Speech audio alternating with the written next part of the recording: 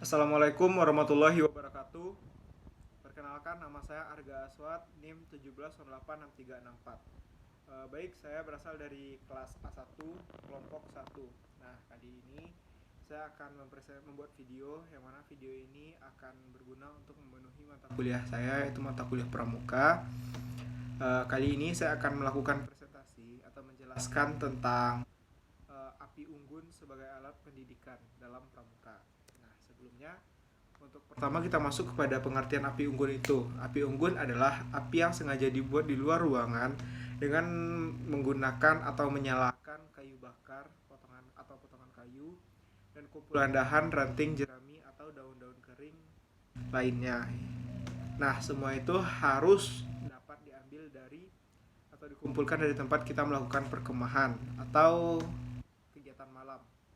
Nah, api unggun ini digunakan untuk biasanya dilakukan pada acara terakhir, yaitu di malam hari.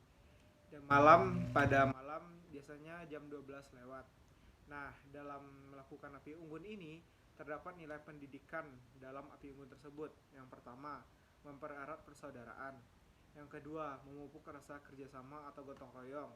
Yang ketiga, menambah rasa keberanian dan kepercayaan diri.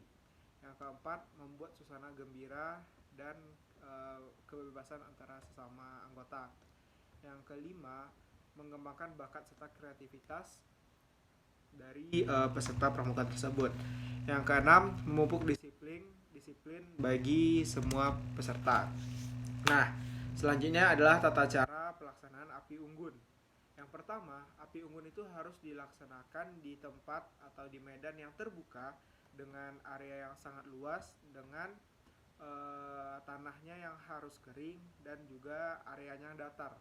Karena bila api tersebut bila kita melakukan api unggun di tempat yang area tidak datar, maka api akan mudah roboh atau apinya nggak akan bagus api unggunnya. Lalu jika tempat basah, maka api unggunnya akan cepat mati. Nah, yang kedua, setelah kegiatan api unggun selesai, maka lokasi ketika kita menggunakan api unggun tersebut harus dibersihkan seperti semula dan tidak boleh ada bekasnya. Nah, biasanya untuk menghilangkan bekas ini solusinya, sebelum kita mendirikan api unggun, biasanya di bawah tongkokan kayu itu diberikan alasan seng atau besi yang bisa ntar kalau udah siap tinggal buang gitu. Yang ketiga yaitu tidak boleh merusak lingkungan, karena kita pramuka kita juga harus menjaga lingkungan dan alam sekitar. Selanjutnya kita masuk kepada macam-macam api unggun. Di sini macam-macam api unggun itu ada 4. Yang pertama bentuk piramid, itu ada bentuk pagoda roboh, dan ada bentuk kursi. Nah, pada bentuk piramid ini ada dua pula bentuknya. Yang pertama bentuk segitiga, lalu yang kedua adalah bentuk segi empat. Nah, pada bentuk yang kedua yaitu pagoda, maksudnya di sini adalah di tengah terdapat kayu besar yang dipancangkan. Nah, kan udah ada kayu besar dipancangkan di tengah, nanti dikelilingi oleh kayu-kayu kecil sehingga membentuk pagoda itu.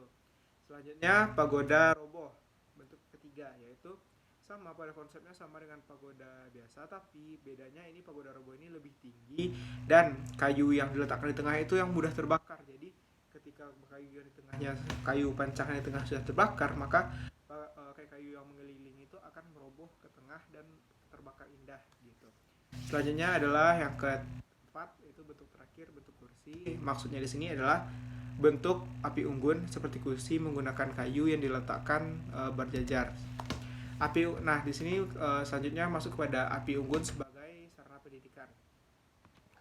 Api unggun sebagai sarana dalam kegiatan pendidikan dia dapat mengembangkan aspek kejiwaan pada peserta didik, sehingga tepat kiranya kita untuk menetapkan api unggun ini bisa dimasukkan dalam sesuatu program pendidikan.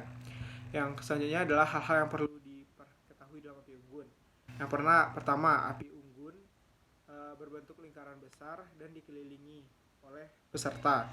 Yang kedua, diadakannya atraksi-atraksi pendek oleh petugas dengan alat seadanya. Yang ketiga, tidak diperkenakan gaduh atau mengeluarkan yel-yel saat dimana regu mempertunjukkan atraksi-atraksi atraksi.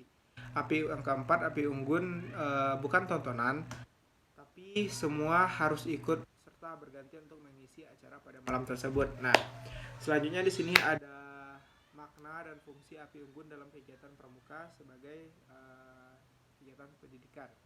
Di sini ada 3. Yang pertama, manfaatnya itu yaitu mendapatkan kehangatan. Yang kedua, menimbulkan semangat. Yang ketiga, itu ada membuat kegembiraan. Nah, yang pertama, dapat kehangatan itu maksudnya, nah kan kayak kalau melakukan api unggun itu biasanya di malam hari. Nah kan malam hari itu kita, apalagi kita berkemah atau camping di gunung, otomatis cuacanya yang kita rasakan pada malam hari tersebut dingin. Nah oleh karena itu api unggun kita nyalakan untuk memberikan kehangatan pada tubuh kita. Yang kedua, menimbulkan semangat. Nah api unggun ini kan sebagaimana saya katakan tadi, api unggun ini dinyalakannya atau dihidupkannya pada tengah malam. Nah otomatis kegiatan tengah malam kita sudah capek karena kita sudah melakukan kegiatan di siang harinya yang banyak. Nah api unggun inilah yang dapat menimbulkan semangat kita karena kita melakukannya dengan gembira dan bersemangat ya. Yang ketiga yaitu untuk mencari kegembiraan.